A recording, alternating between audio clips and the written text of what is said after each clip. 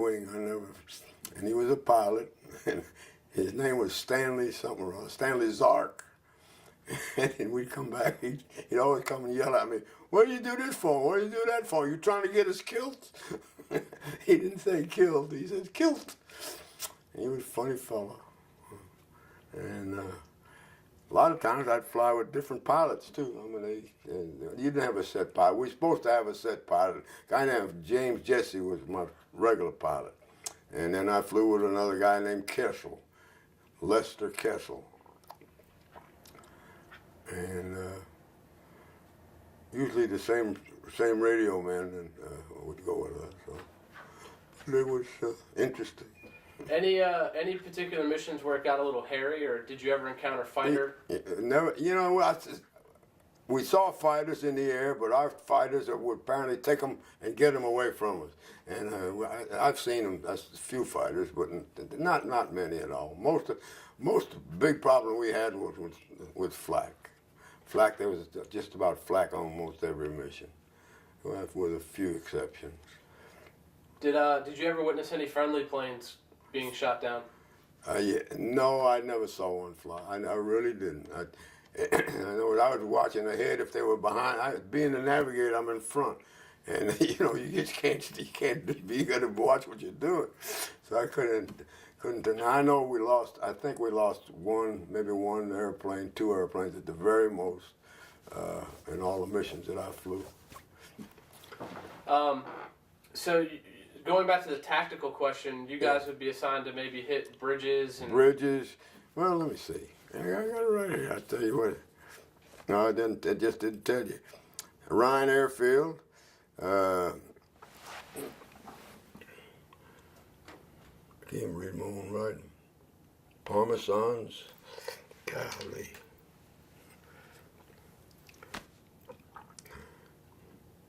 The railroad bridge at Bullay, that was my first mission.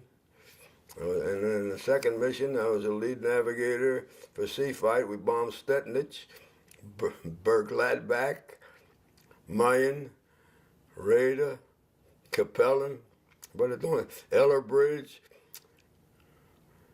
Bingen. I had to bomb some woods on March the 9th. Werebush, Frankfurt on Main again, Marsburg, Terminus, but it didn't. Special 6-ship formation, I flew that one time. I don't know what we did. English, Kirken, Schwellen, Ahaus, Borken, Dingen, Lindbergh, Ebracht, Northeim, Jena, and the last one was April 11th. And we bombed Bamberg. And I was a lead C flight, B flight, B. I was mostly flight leader. I lit a box a couple of times. God, I can't remember too many of them. I remember some of the missions, what kind of problems we had.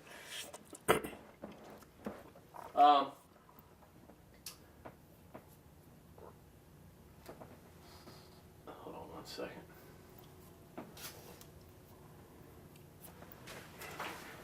Were you able to maintain correspondence with your family back home? Through those little V-mail, I think they called it. Mm-hmm. I believe, yeah. You get letters. Did it mean a lot to you to get a letter from back home? Sure, yeah. Always like to hear from what's going on at home. My mother used to write me, my wife wrote me. What was life like on base for you? When you weren't flying. Well, when we were flying, we were mostly sleeping, and we were playing cards. That's about it. Occasionally, we played horseshoes a lot, outside, and but most of the time we were playing poker or sleeping, one or the other. Were you aware that the war was winding down? Could you guys see that? Yeah, we kept up with everything that was going on. The radio kept us busy, and Axis Sally, she'd get at the beginning. I remember, she was telling us to go home, and you guys that got no chance, and this, that, and the other. We'd listen to her every night. She was funny, and we all were laughing at her. And then, of course, I remember one night I was lying in bed and we heard that Roosevelt died. That hit us pretty good. I mean, it hit me anyway. I'm sorry to hear that. And But at night, we'd play cards, and of course you couldn't have too much light because you had to be careful. And I remember we made hot tea on the stove in the tent. And we lived in a tent. Sometimes we were living, and we moved one time to a wooden shack or something we had in there. I remember that. What was the food like? The food? Food was good. I'm not a fancy food eater. And to me, I like everything. I remember when I loved peanut butter and bought a big old jar of peanut butter on the table all the time. Food was good. Real good. I mean, I liked Army food. That Army GI bread, that was great stuff. Yeah. Did you ever take any? Well, obviously you guys would get like a furlough or a leave every once in a while. Yeah, we had to leave, and a lot of guys went to London. I went to London, had that battle jacket made, that Eisenhower jacket, and then we'd get a couple of days off, and we'd go, chase girls if we could find them. And they were all so busy. And you couldn't get a hotel room. There was no way to get a hotel room. They were all busy. But it was different. I can tell you one mission we came on it was scary as hell. We were coming back from a mission. I forget when it was. I think it was in March or April. And I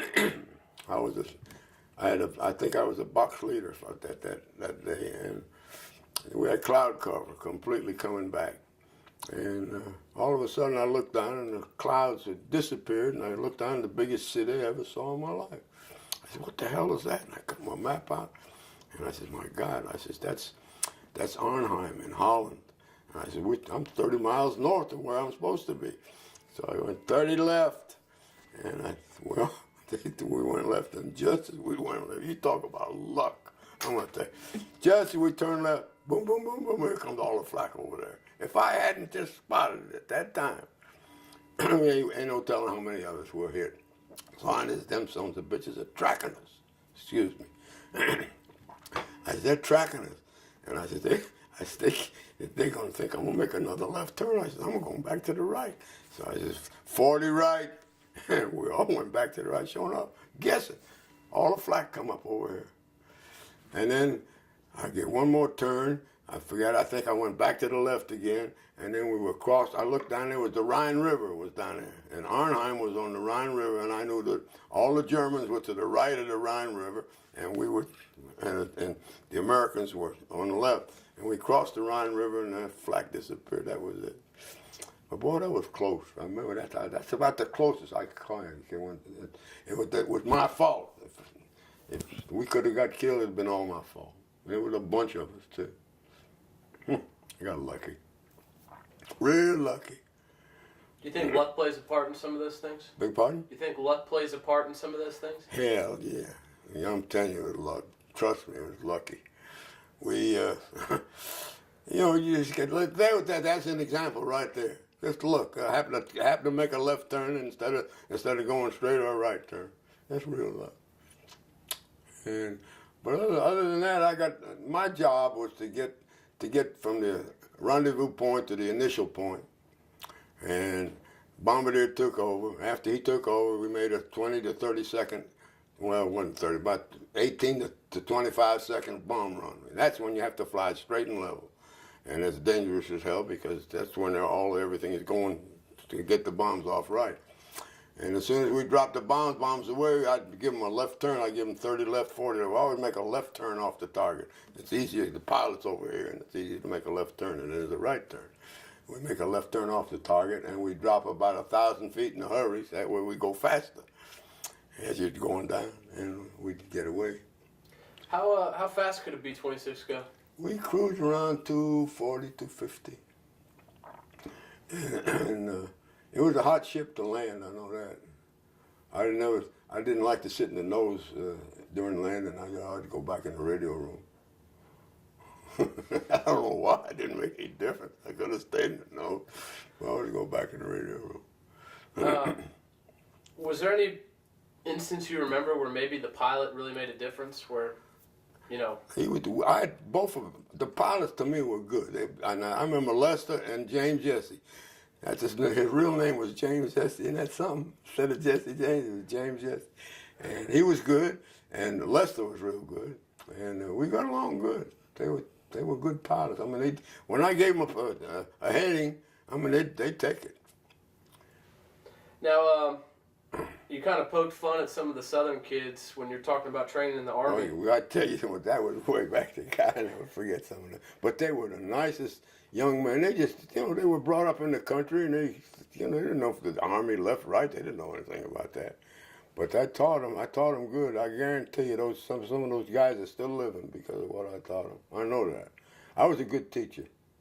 What what does that say about America when you can enter a unit and it's guys from all over? I mean, what's that like meeting new people? Well, it didn't mean anything to me because we were all Americans. We were all fighting for the same country. We were all about the same age, and we just learned different things about people, different what they did in this state and that state, and they're all a little bit different, high school and all. But we got along fine. Do you think growing up in the Great Depression helped you guys during your military service? I really don't know. I can't answer that question. I remember the Great Depression. I remember part of it. I remember my daddy, my stepfather taking me downtown in New Haven, Connecticut, and seeing all the people in front of the banks trying to stand in line and get their money out, and it was closed. It was terrible. I remember that. And but that's all I remember. I remember things were tight, and I mean, my uncle gave me a dime one time when I was a kid in Boston. I still remember that. That's the one that took me to the ball game. That's the most money I ever saw in my life was a dime. And I was way back. I must have been 6, 7 years old. Excuse me. What was do you remember your last mission, and did you know it was going to be your last mission? No. My last mission was flown out of St. Quentin. We moved from St. Quentin to another place in Germany because we were getting ready to go into Germany, and we needed to be closer to our targets. And we moved to a base in Germany, never flew a mission from there. The war ended probably 3 weeks after we got there. And the reason for that is every time we'd go to briefing for a mission, found out that what's his name, Patton, I think it was, he was coming. He took over, and we didn't want to bomb our own troops. So I moved to Germany. I can't even remember the name of the base or where it was, but it was in Germany. I remember it was hot in the summertime. It was summer because we went to a swimming pool. I remember that there was a place where there was a little pond or something, a lake. We went swimming in it, so it had to be warm enough to swim. The war ended on May 8th. Do you remember what it was like? When the war ended and Yeah, everybody was happy. Now we get to go home, and now we had numbers or something or other. It all depends when And when the war ended, I didn't get home until November of '45, and the war ended May. That's right. So I stayed in this base in Germany, June, July, August, September, October, November. 5, 6 months we were there, just sitting, waiting to go home. They didn't tell you that you were going to be training for Japan, or? Well, I got my orders to go to Japan. I was on maneuvers, and we were like a cadre, a bunch of replacement soldiers and replacement officers. And so when they sent me from maneuvers in Louisiana to California. No. I was talking about when the war in Europe ended. Oh, no. You weren't slated to go to Japan? No. As far as I know, no. I was slated ready to go home. Yeah. Was there any celebration that you particularly remember about the war ending? No. Well, we celebrated. We probably had an extra drink or something. We as officers, we were very fortunate. We had a ration, and they rationed us with whiskey. And every month, you ain't believing this, but every month we get about 3/5 of 3 bottles of whiskey, a couple of 3 bottles of cognac, a bottle of gin, a bottle of vodka. It must have been 5 or 6 different bottles every month. That was our rations. we could take them or not. But and most of us would drink it. I remember playing a lot of poker that last 6 months, and that I didn't fly. I guess it was 6 months. The war ended. My last mission was in April, and I didn't get home till November.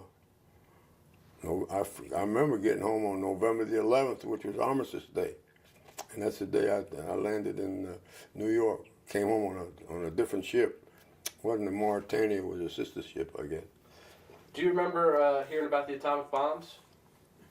Yeah, well, we heard about it. It was amazing to us that such a big ship was needed just to take one bomb. I mean, we were surprised at that. But we were glad to see the Japanese in the Japanese part of the war. What was that like sailing into New York? When I came into New York, it wasn't so much leaving. I don't remember, but coming back, you could come down the Hudson River and see the Statue of Liberty and all that, whatever it was. It was quite a thrill. And as soon as we hit as soon as we hit land, they gave us quarters somewhere in New Jersey, and then we could leave the next day. I didn't wait. Hell, I didn't even spend the night there. I got on a train and I went straight to Connecticut. My wife was already with my mother, and they called them, told them to pick me up at the railroad station. What was it like to see your mom again? Oh, it's something. It's something you don't never forget. Yeah. It was something.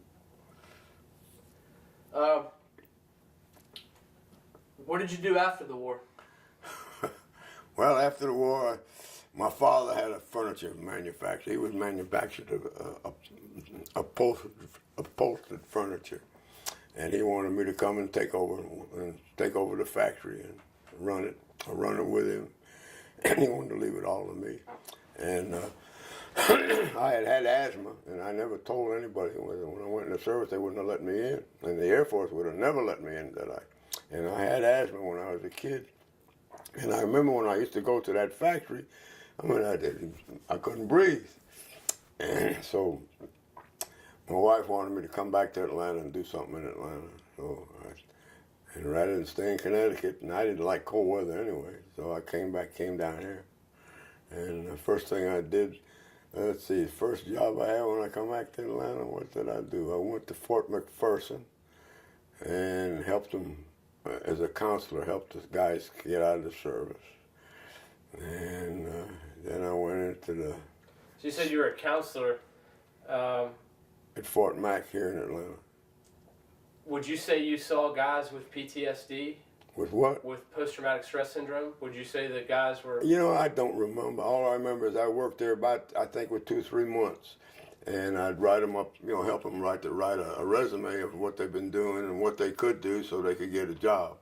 And I was a civilian at that time. I had already taken my uniforms off.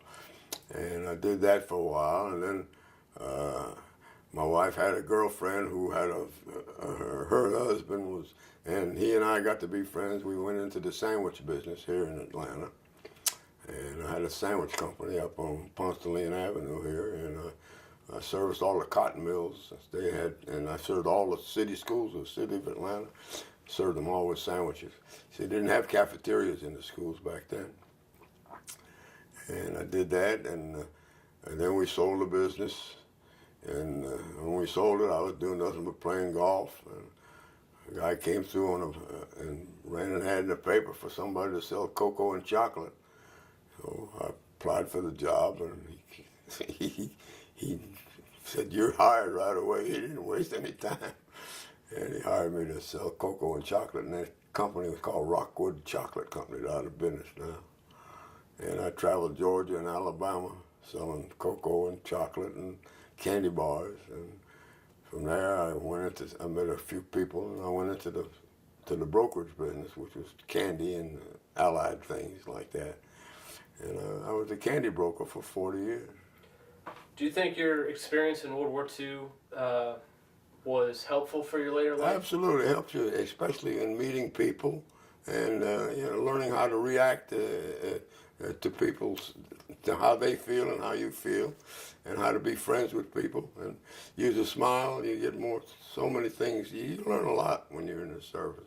I tell you, the service was good for me. It helped. It made a man out of me, I think. No question about it. Anything I've missed here today? Anything that I can't do that. I really don't know. You'd have to ask the questions, and then it'd come to me. But other than that, I think you got most of it. Well, I'd like to ask you Sure. just some basic questions here, and Sure. we ask all our veterans these questions. Do you believe it's important that kids today, growing up, middle school, high school, college, do you believe it's important that they know something about World War II? Absolutely. No question in my mind, they should. The things that happened in World War II, which is like the Holocaust, for instance, if they don't know anything about the Holocaust, they're missing so much. I mean, they should know it so they can tell their children. And that's what the war was all about. Free the world from all these tyrannic, idiot Nazis and the Japanese. Do you believe it's important that we have museums, such as the one that I work at, to Sure. commemorate and honor? Although I haven't been to one, but I know it's important. I would like it. If it was next door, I'd go. But yeah, I certainly do. This is kind of sort of off topic, but I'm working on a project at the museum to document how veterans feel about the American flag, and just like to ask, what does the American flag mean to you? It means a hell of a lot to me. It's there's no question about what a great country we live in, and yeah, I think the flag is beautiful, and I respect it. And every time I see it, I salute it. And along that same vein, you mentioned